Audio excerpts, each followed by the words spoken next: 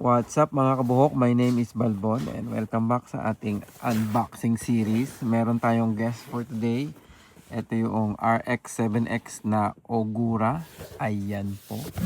I-unbox natin. Sa mga bagong pasok po, welcome po. Tokyo based po ako at dito magagaling ang helmet na ito. Ayan, inside the box po ay itong mga fillers. Ayan, meron siya mga fillers. Manual with lubricants at saka itong sa baba, shin guard. After that, wala na pong ibang laman ang helmet. Ayan. So, ayan po. Sa social media po, makakahanap po ako sa Instagram, YouTube, Facebook, at ano pa ba? TikTok.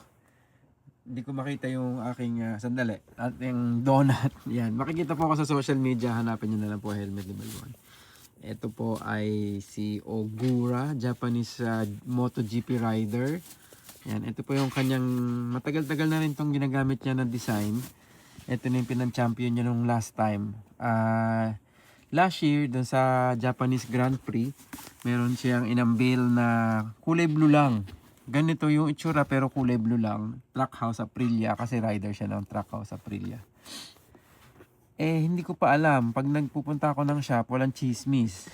Pero may chismis. Nalalabas na daw ito na April. I mean, yung isang, yung second model. Pero dito sa Japan, wala pa siya sa lineup.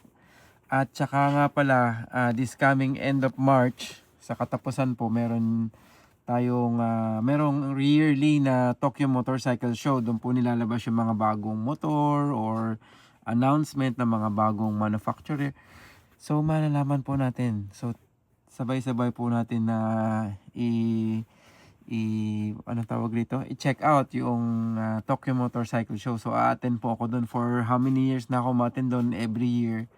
So nagte-take ako ng picture. So yung ibang mga bagong labas na helmet, nakikita ko na doon, nahahawakan ko na. Then mga after 1 or 2 years pa bago ilabas. So sana makita natin yung mga bagong lalabas ng Arai. Tapos mapakita ko sa inyo para at least meron tayong idea or meron tayong actual photo na makukuha. Ayan, so ito nga pala si Ogura. Ayan, yung kanya pong design ay glossy finish. Itong part na to ay parang neon red, tapos meron din siyang red. Yung pong total team niya is parang flash or mabilis. Yan yung kanyang pakiramdam. Tapos meron ditong part na parang nag-glittery. Ayan o. Glittery siya. Ito kasi parang yung ibabaw niya, parang hindi ko maintindihan kung ano ba to. Yellow ba to or space or ano. Pero yan po yung Ogura. Ayan. Japanese rider po siya. Champion po siya ng ano nga ba siya? Moto2.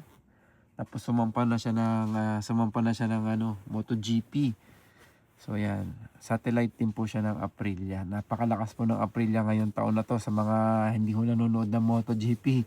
Hirap na po yung Ducati na makahabol. Baka mahirapan po si Marquez na i-defend yung kanyang championship. Ayan, so wala naman po tayong ibang masasabi dito. Ito po yung pinaka-stable ng Arai, RX-7X.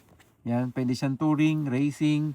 Lalagyan natin spoiler, racing na siya. Pwede din siya sa mga classic, all around itong si RX-7X at meron na rin po akong ganito ginagamit ko na nagamitan ko na siya ng Pro Shade kahit mabilis yung takbo, hindi naman problema. Yan, double D-ring.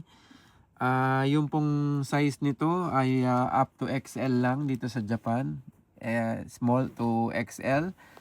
Kung gusto niyo naman po ng mas malaki pa sa XL, plain colors na lang po.